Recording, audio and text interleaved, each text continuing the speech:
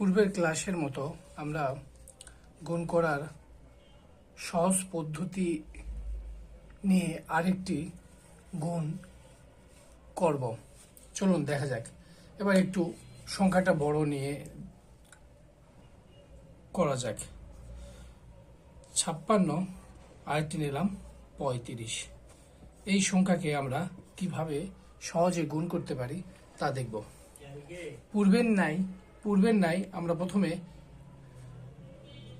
5 6 30, 30 শূন্য হাতে থাকলো 3।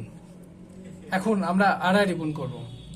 5 গুণন 5 যোগ এই আড়াআড়ি গুণ করব। 3 গুণন 6 যোগ হাতে ছিল 3, তাহলে আমাদের কত? 5 5 25 যোগ 3 6 18, 3 25 18 এবং 3 এগুলো যোগ করলে হয় 46। আমাদের যোগ বিয়োগ গুণ ভাগ এগুলো তাড়াতাড়ি করতে শিখতে হবে, তবে গণিত যে কোনো গণিত সহজে আমরা করতে পারবো।